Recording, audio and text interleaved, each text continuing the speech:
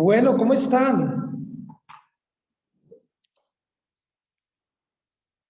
Buenas noches. Buenas noches, profe. ¿Cómo han estado? Hola, profe, buenas noches. Jamie, Sara, Mercedes, ¿cómo están? Ahí está también María José. Sí, tu profe. ¿Qué tal? ¿Cómo van? ¿Qué tal el fin de semana? Bien, profe. Ah, bueno, me alegra, me alegra. ¿Todo bien en las iglesias?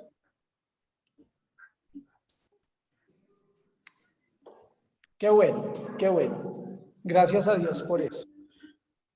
Gracias a Dios. Vamos a iniciar, démosle inicio a nuestra clase de hoy. Dice aquí, buenas noches, me excuso por las fallas técnicas, no tengo cámara ni micrófono, gracias por la comprensión. Bueno, John Paul está bien.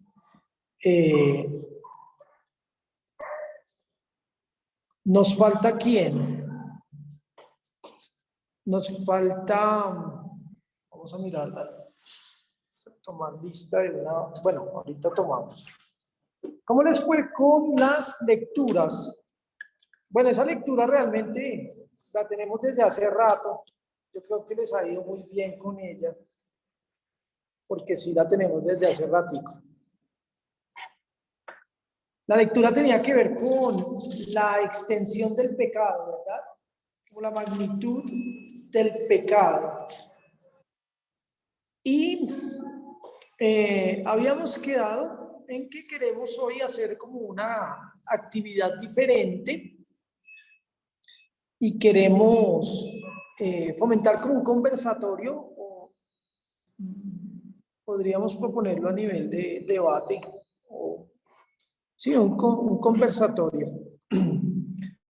donde vamos a hablar del pecado, la exención del pecado, primero, como la afectación que tiene el pecado de Adán en nuestras vidas, cuál es su magnitud, cuál es su relación entre el pecado de Adán y el pecado nuestro, y cómo estas posiciones de percibir el impacto y percibir el pecado original se pueden mirar en Pelagio y en Juan Calvino o en Calvino, ¿sí? ¿Sí han escuchado ustedes antes hablar de Pelagio y de Calvino o de Arminio? ¿O es la primera vez que se encuentran con esto? Un poco, profe, cuando vimos historia de la Iglesia 1, estuvimos hablando de las corrientes y de todas las controversias cristológicas, creo, en ese sentido. Entonces lo tocamos así tangencialmente. Ok, ok. John Paul está preguntando si no, el tema no era el pecado social. Efectivamente, en el currículo que hicimos, sí es el pecado social hoy, pero como estamos atrasados en esta clase del conversatorio, vamos a hacerlo, es el día de hoy. ¿Listo? Lo que vamos a hacer es, ustedes, hoy vamos a tener este diálogo, este conversatorio. La próxima, que el jueves tendremos la exposición del primer grupo, ¿sí? Y el siguiente martes, en el cronograma que yo les entregué, sale que hay un examen o un parcial. Como el parcial, ya averigüé bien, se puede generar en la plataforma, entonces realmente ustedes no van a necesitar la presencialidad, pues, para ese examen. Ustedes lo pueden hacer desde la casa. Yo voy a poner un tiempo estipulado y ustedes van a resolver el examen. Entonces, el día del examen es cuando vamos a hablar del pecado social o los pecados estructurales. Ahí vamos a tratar un poquito de la teología que se hace en América Latina también. ¿Listo? Recuerden, por favor, que ustedes deben entregarme un avance del reporte del artículo. ¿Listo? Porque eso también hace parte de la nota. Y también la participación de hoy será importante. Bueno, ¿qué han escuchado de Pelagio? ¿Quién era en Historia de la Iglesia 1? ¿Quién era Pelagio y cuál era su mayor contrincante? Profe, empiezo por la segunda respuesta. Su mayor contrincante, es lo más fácil. Su mayor contrincante, profe, era, o él más bien, era contrincante de Agustín. Sí. Es más, ese es el debate histórico sobre lo cual también versa toda una teología posterior, ¿cierto? Y es como los dos referentes precisamente en cuanto a la herencia del pecado original. Ese es el tema álgido entre ellos dos. Sí, exactamente. Pelagio era contemporáneo de Agustín y ellos siempre tuvieron unas discrepancias muy marcadas en cuanto a la forma de concebir el pecado. Y de la manera como nosotros percibamos el pecado, también vamos a percibir nuestra soteriología, nuestra doctrina de la salvación. ¿Sí? Por eso es que aquí las ponemos juntas. Nosotros en este curso estamos viendo jamartiología, pero también vamos a ver soteriología. En soteriología es donde más se ven estas corrientes pelagianas, agustinianas, arminianas, calvinistas. Allí es donde más lo vamos a ver. Ahora, necesitamos antes de meternos aquí, decir que Pelagio y Agustín son hombres que se enfrentan al texto bíblico y tienen unas cosmovisiones, pero también unos prejuicios propios acerca de la lectura de la escritura. Es normal llegar con prejuicios a la lectura del texto bíblico. Es imposible no llegar con prejuicios a la lectura del texto bíblico. Siempre vamos a estar condicionados y nuestras lecturas siempre van a estar condicionadas por nuestra cultura, nuestra forma de ser, nuestra crianza. Desde todo ese bagaje vamos a leer e interpretar la Biblia. Entonces, una lectura completamente neutra es imposible realmente, aun cuando se quiera decir lo contrario. Agustín y Pelagio obviamente eran hombres de su tiempo y están leyendo la escritura con sus propios prejuicios con los que fueron formados. Agustín, históricamente en la tradición de la iglesia ha quedado como el héroe y Pelagio quedó como el hereje. ¿Sí? Y para nosotros es importante saber eso porque recuerden que aquí solo hay catolicismo en esta época, está surgiendo todo el catolicismo, y se elabora toda una teología desde San Agustín de Hipona. En el tiempo de la Reforma Protestante, ¿quién surge? ¿Recuerdan quiénes son los hombres más nombrados en la Reforma Protestante? Díganme nombres, por favor. Martín Lutero, Juan Calvino, Ulrico Zwinglio, ¿quién más? Felipe Melanchthon. Melanchthon, discípulo de Lutero. ¿Sí? Entonces, estos hombres generaron una serie de teología. Lutero hizo una reflexión más desde lo bíblico, Calvino más desde lo teológico. Ustedes se dan cuenta y miran los libros que publicó Lutero, tienen que ver más con los comentarios bíblicos. Mientras que la obra magna de Juan Calvino, ¿cuál es? La institución. La institución a la religión cristiana. Sí. Si ustedes han hecho el ejercicio de leer la institución de la religión cristiana, más Tienen sí, que- es que tengo mal Muy de por encima, pero sí, señor. Tienen que hacerlo. Esa institución a la religión cristiana prácticamente es la teoría del protestantismo en esa época. O sea, lo que hizo Juan Calvino fue sistematizar las creencias reformadas protestantes de esta época. De hecho, nuestras propias creencias en mucho vienen de la reflexión de Calvino. ¿Por qué hablo de Calvino aquí? Porque si ustedes miran en la institución de la religión cristiana, el hombre que más cita a Calvino, ¿quién es? Es San Agustín de Hipona. San Agustín de Hipona es el hombre más citado en la institución de la religión cristiana. De manera que Juan Calvino tiene una influencia bastante fuerte de Agustín de Hipona. Por lo tanto, si Agustín de Hipona tiene una teología acerca del pecado, esa misma teología la adopta Juan Calvino y también Lutero. Y como de ahí surge también la teorización de la teología posterior, nosotros, por lo tanto, en mucho, a veces adoptamos también esas reflexiones. Entonces, vale la pena en algún momento pensar, esta teología de Agustín de Hipona, ¿de dónde surge? ¿Surge completamente de la Biblia? O también, como he dicho al principio, estaba condicionado e influenciado por su propia filosofía del momento.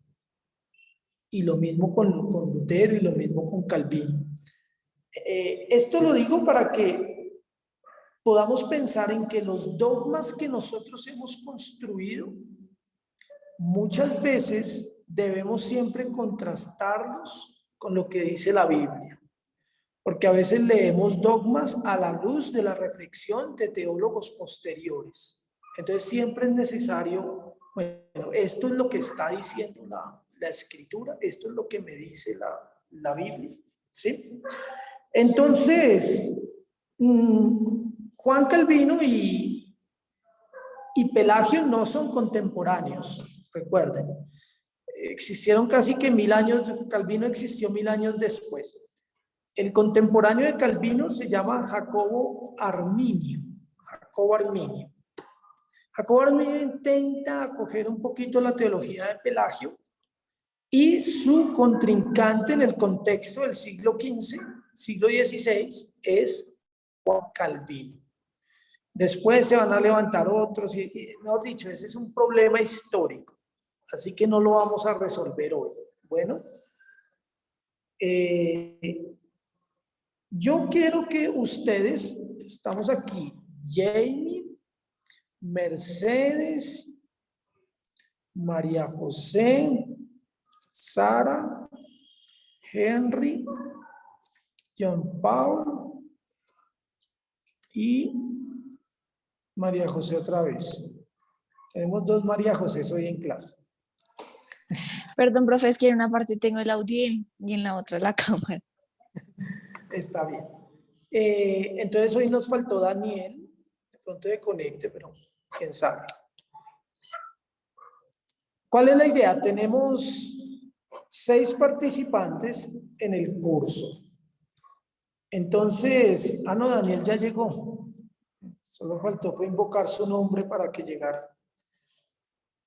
Daniel. Tenemos 7 participantes en el curso. Entonces, el primer grupo va a estar conformado. ¿Cuál es la metodología? Voy a hacer 2 grupos y yo voy a lanzar unas preguntas. Y un grupo va a estar conformado por los pelagianos y otro grupo va a estar conformado por los calvinistas.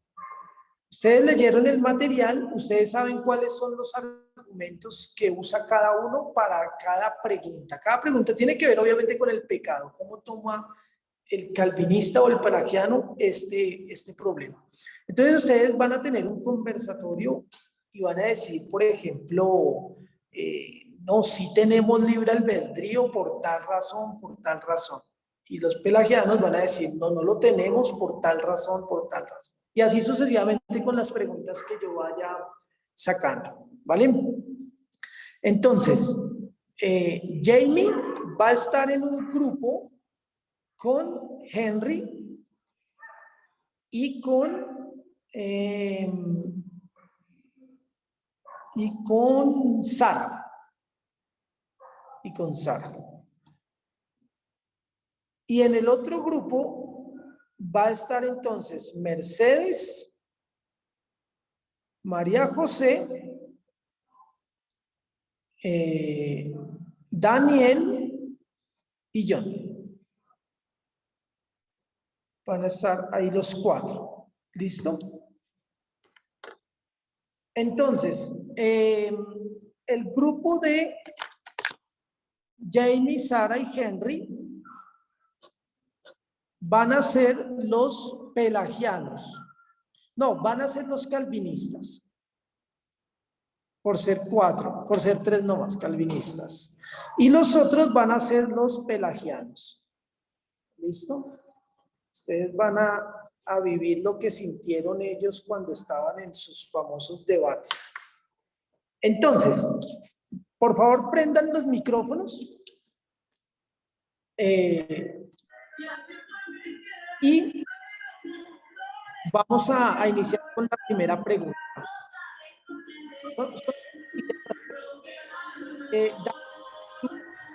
Cámara John Paul ¿no? Por problemas. Mercedes.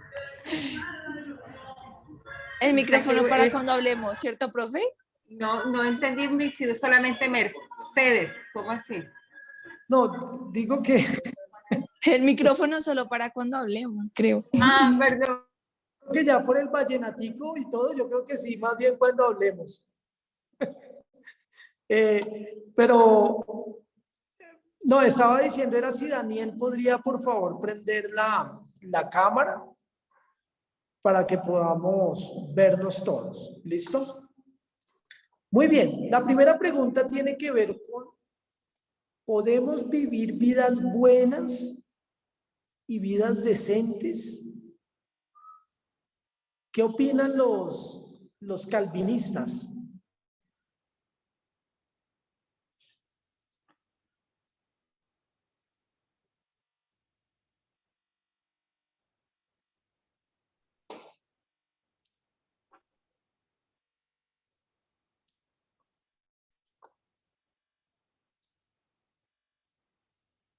¿Qué opinan? Se quedaron sin palabras. Sí, sí, profe, hago una pregunta. ¿Vidas buenas partiendo del sentido de sin pecado o en el sentido de como lo decían los pelagianos? Algo así, es que... Calvinista. Sí, Ajá, somos ustedes, calvinistas. digamos que Jamie es de los pelagianos, ¿verdad? No, soy calvinista. No, es calvinista. Jamie, sí, perdón, Jamie es calvinista aquí. Jamie, Sara y Henry serían los calvinistas. Sí, es en el sentido de, siempre vamos a hablar en el sentido del pecado, cómo lo toman los calvinistas o cómo lo toman los pelagianos. Entonces la pregunta para los calvinistas ¿es posible vivir una vida buena y decente?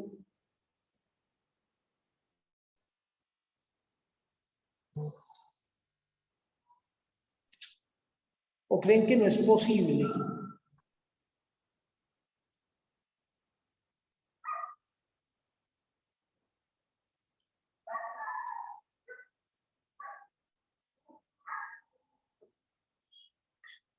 Bueno, abrimos el micrófono para los pelagianos también con la misma pregunta. ¿Es posible vivir una vida buena y decente? Bueno, profe, voy a empezar, voy a tomar la palabra antes que mis compañeros. Como escuela pelagiana, consideramos que sí, definitivamente el pecado de Adán no tiene ninguna relación con la posteridad y que realmente el hombre nace bueno, sin esa conducta pues llamada pues pecado original y que por lo tanto tiene la voluntad de hacer cosas buenas. Una respuesta pues concreta. No sé si alguno de mis compañeros necesita algún tiempo para ampliarla.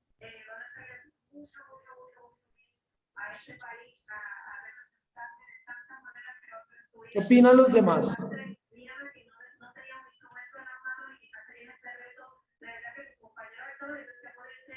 No sé si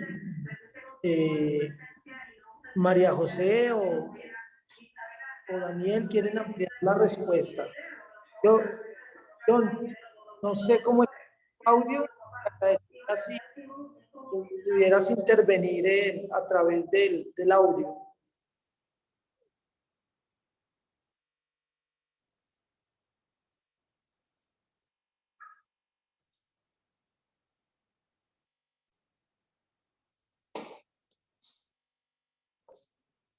¿Qué opinan los demás? ¿Creen que sí podemos vivir vidas buenas y decentes?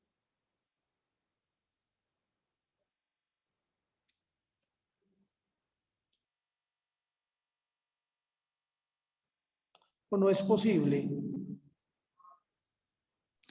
Sí, profe, aportando un poco a lo que dice mi compañera, creo también que el alma humana nace de manera inocente y libre de pecado, como nos comentaba, y por esto claramente es posible vivir una vida decente y no solamente buena, sino en camino a la perfección humana, gracias a que el pecado que se dice original o el pecado que viene de Adán no recae sobre un alma que nace inocente. Ok. ¿Qué opinan los calvinistas de esto? Nosotros los calvinistas, profe, opinamos que hay pecado desde la naturaleza humana. En la concepción, el ser humano llega con el pecado igual como es transferido del pecado de Adán. Entonces todo hombre nace con naturaleza pecaminosa. Ok. Entonces, Jamie, tú estás argumentando que el ser humano hereda una naturaleza y que por lo tanto no puede tener una vida buena por causa de que hereda una naturaleza pecaminosa por parte de Adán. ¿Tú podrías o alguien de los calvinistas podría argumentar eso de que tenemos una naturaleza pecaminosa? ¿O eso de dónde sale? ¿O es un invento de Jamie?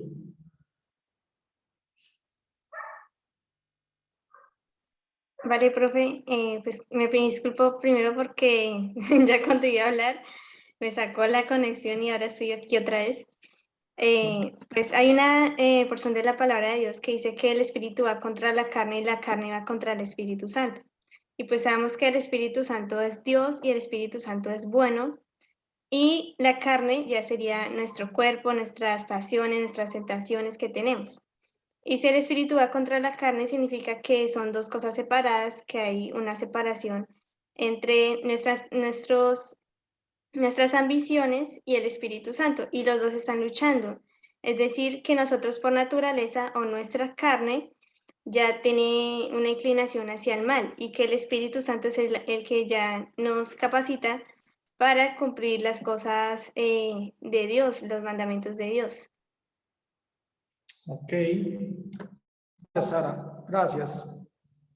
¿Algún otro argumento que se pueda tomar para decir que realmente tenemos una naturaleza pecaminosa?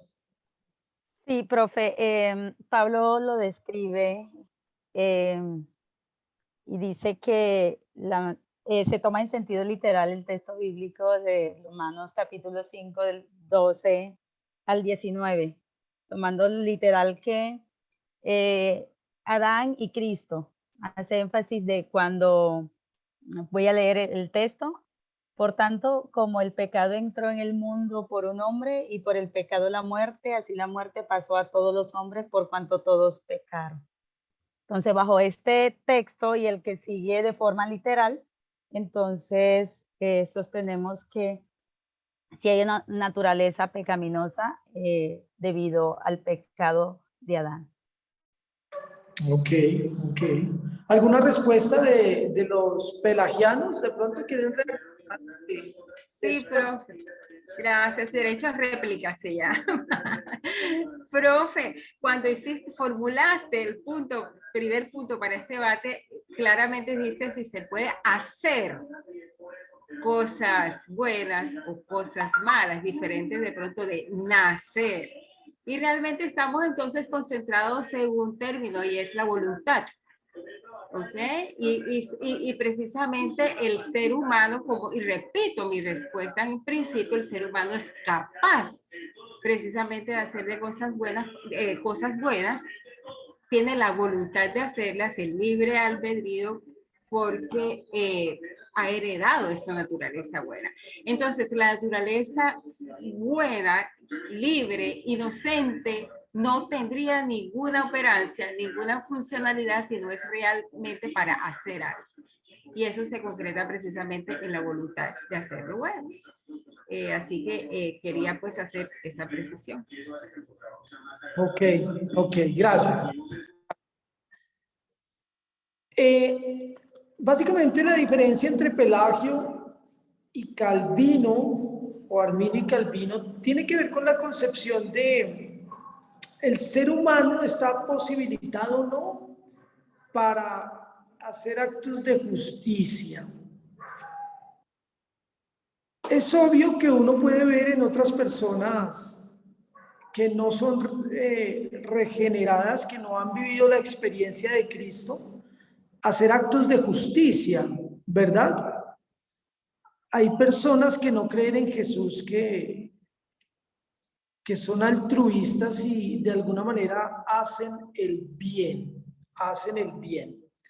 La pregunta entonces es, ese bien, el hecho de que seamos pecadores y tener una condición pecaminosa, ¿se anula? ¿Queda anulado ese bien?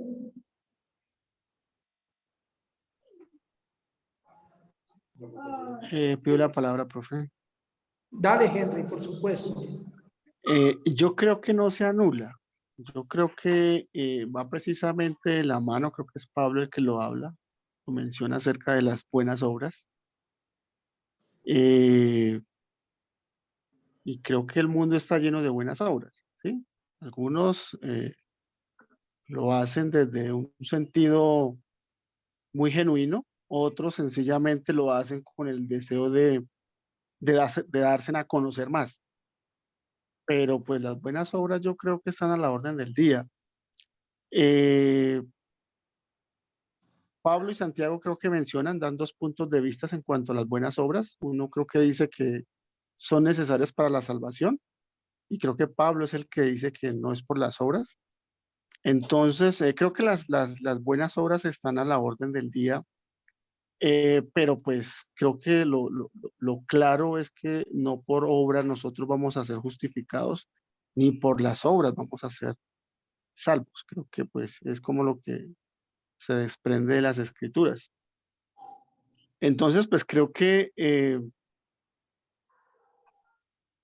en sí, pues está el hacer las buenas obras.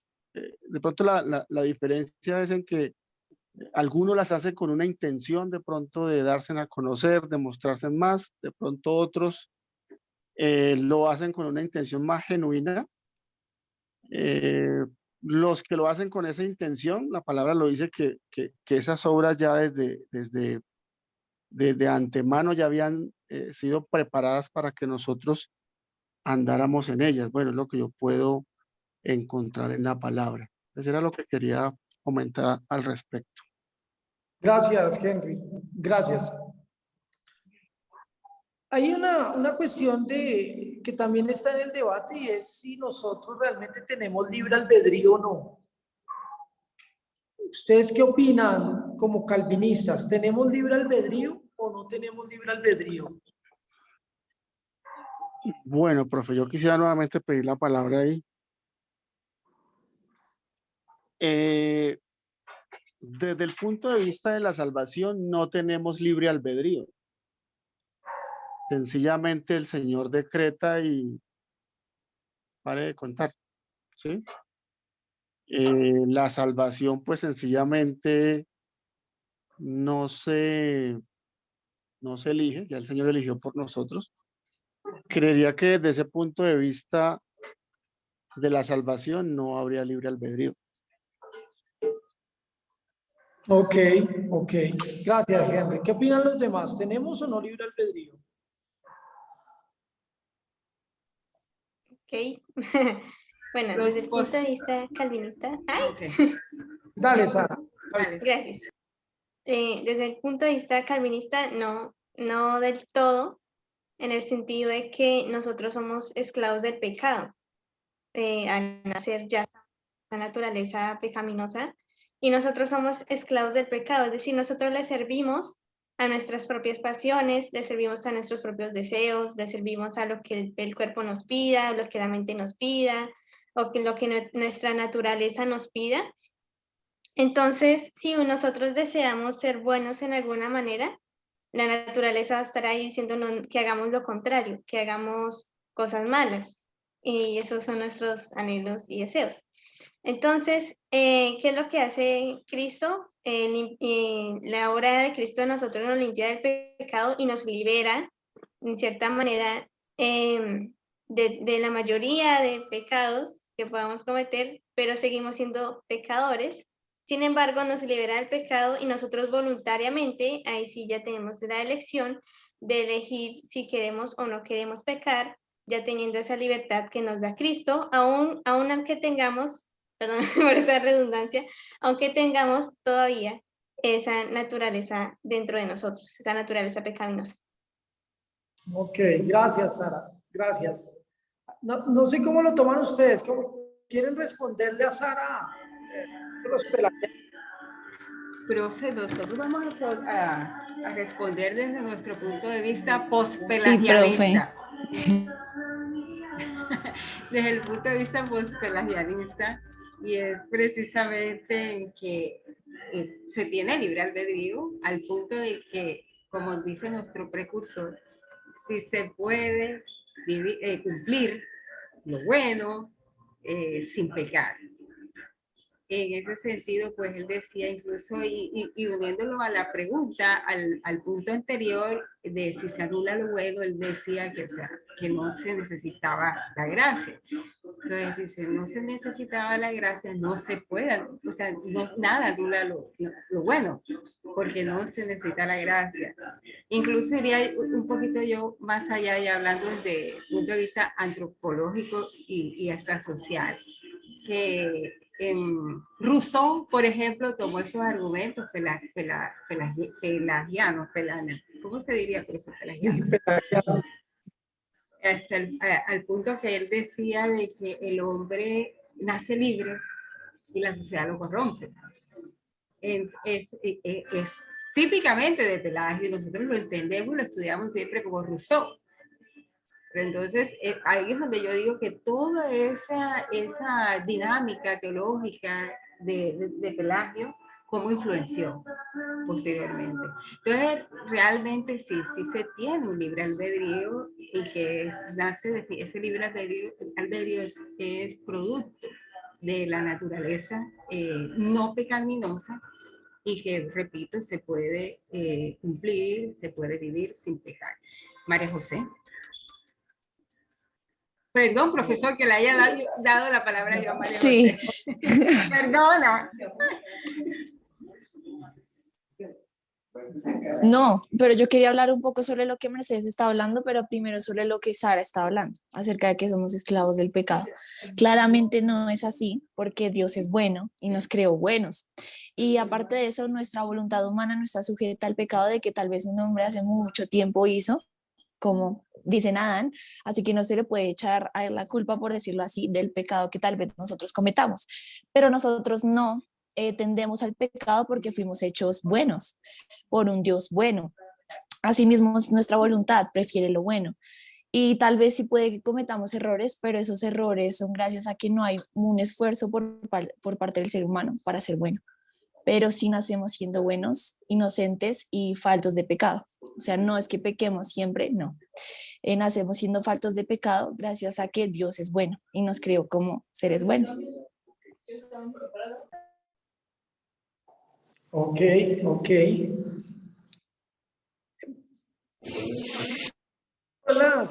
Las preguntas que estoy generando van a desembocar finalmente en una, y tiene que ver con el tipo de relación que tenemos con Adán, ¿sí?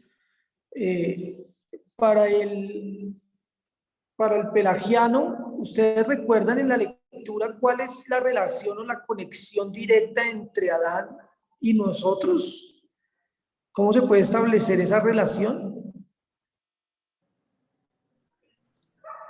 Adán tiene, con nosotros, profe, primero. Sí. Ok. Pues para nosotros poder hablar de la relación que tenemos con Adán, es relevante hablar del pecado de Adán. O sea, Adán no existe si no se menciona el pecado de Adán. Entonces, para el punto de vista de Pelagio, de nosotros, no tiene ningún tipo de relación Adán, el pecado de Adán, con la posteridad. Esto es con sus descendencias. Por eso digo que es como funcional también. O sea, se tiene que hablar de Adán, no de la posteridad de Adán, sino de Adán en cuanto al pecado de convirtió y su posteridad. Entonces no tiene ninguna relación. Ok, ok. Sí, efectivamente, para Pelagio, Adán solamente nos sirve como de mal ejemplo, ¿sí? Realmente la decadencia que viven los seres humanos en cuanto al pecado no tiene nada que ver con una transmisión heredada por culpa de Adán, sino más bien por una formulación de malos hábitos en medio de nuestra vida. Eso es lo que va a decir Pelagio. Ese punto es el más álgido de toda la conversación, puesto que para los calvinistas la lectura de Romanos 5, 12 al 19, de manera literal y de manera enfática, es lo más importante que ellos tienen. Para ellos, el pecado de Adán, o toda su teología del pecado, sí está basada en la conexión que tiene este personaje con el resto de humanidad.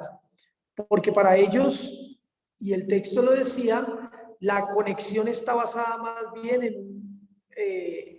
en una transmisión del pecado a nivel federal. ¿Algún calvinista me explica eso de una representación federal? Sí, profe, quiere decir que Adán actuó en nombre de todos los seres humanos. Es decir, que de cierto modo en Adán había un contrato con Dios, Adán y Dios, donde Adán se presentaba por toda la humanidad. Y al pecado de Adán, asumirlo o tomar el pecado, ese contrato también trae esas consecuencias sobre nosotros. Por eso, como calvinista, entendemos el concepto de que todas las personas somos culpables del pecado de Adán, porque, es decir, en Adán estuvimos presentes todos los seres humanos. Exactamente, eso tiene que ver con, gracias Jamie, con una representación federal. Significa que Adán era nuestra cabeza y en Adán estábamos todos. Eso es lo que cree el calvinismo. Significa que Dios en Adán encargó el pecado de la humanidad en general. Es como si fuera un presidente, solo que lo eligió Dios y no nosotros. Si nosotros elegimos un gobernante, ese gobernante termina siendo un representante nuestro y por el hecho de que votamos por él, él puede y tiene la autonomía, la libertad y el poder para tomar decisiones representándonos a nosotros. ¿sí? Si el presidente en un momento dice, nos vamos a la guerra, esa elección yo no la hice. Pero como es mi representante y está a la cabeza, eso afecta deliberadamente mi identidad y mi contexto como tal. Algo así pasó con Adán. Dios lo pone como representante y en él está afectando toda la humanidad en general. Es por eso que nosotros somos personas con una naturaleza heredada, una naturaleza pecaminosa heredada de un representante que fue Adán. En Adán cayó toda la humanidad. Para Pelagio, esto no tiene sentido. El ser humano no tiene una naturaleza pecaminosa, ni tiene una herencia pecaminosa por parte de Adán. Adán solamente funciona como un ejemplo y no nos transmite nada más. Nada más. Una última pregunta. Una última pregunta. ¿Para qué bautizar un niño? ¿Para qué bautizar un niño?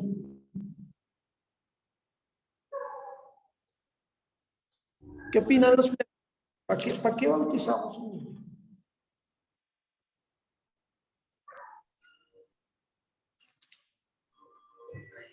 Bueno, profe, no porque lo necesite para salvación,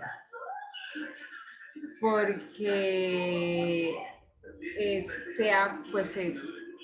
se dice por parte de la doctrina pelagianista precisamente de que se nace inocente. Es simplemente una señal de que se ha adherido a ese cuerpo de la fe, pero realmente no es porque los niños necesiten el sacramento, o sea, la salvación a través del bautismo.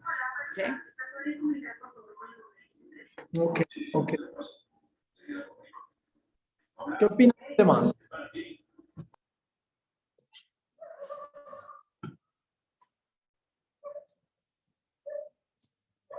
¿Ustedes saben actualmente por qué se bautizan los niños? Pues ustedes no los bautizan en sus iglesias, creo yo, pero en otras iglesias sí los bautizan. Por ejemplo, los católicos bautizan a los niños, pero no solo los católicos, en iglesias protestantes también bautizan niños. Los presbiterianos bautizan niños. La pregunta es, ¿cuál es el énfasis de bautizar un niño? En un principio,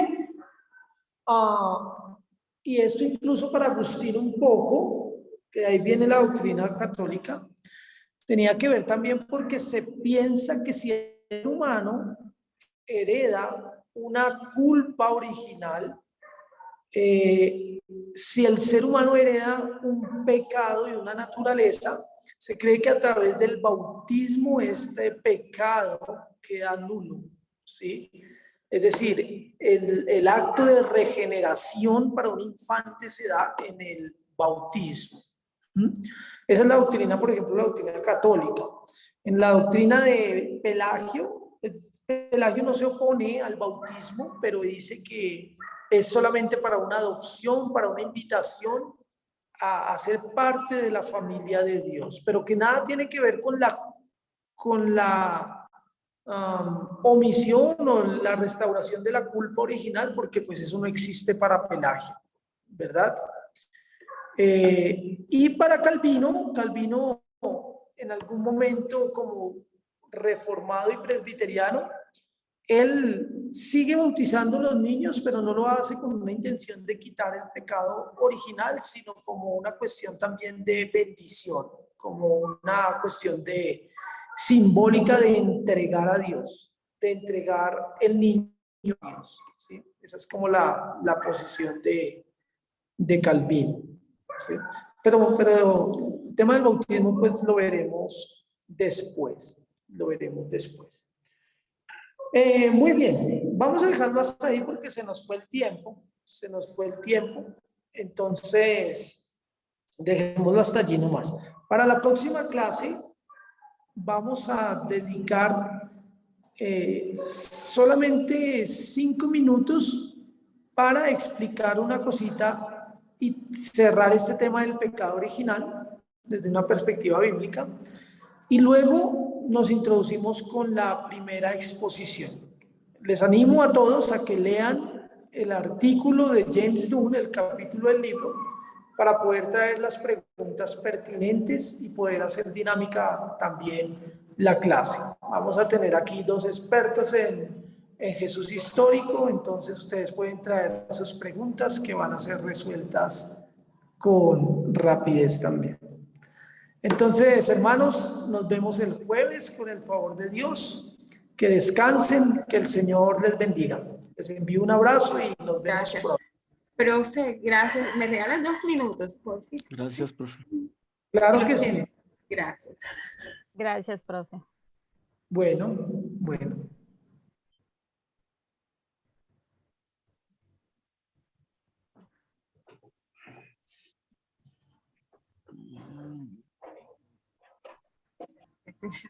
Ay, profe, gracias por atenderme. 2 minutos nada más.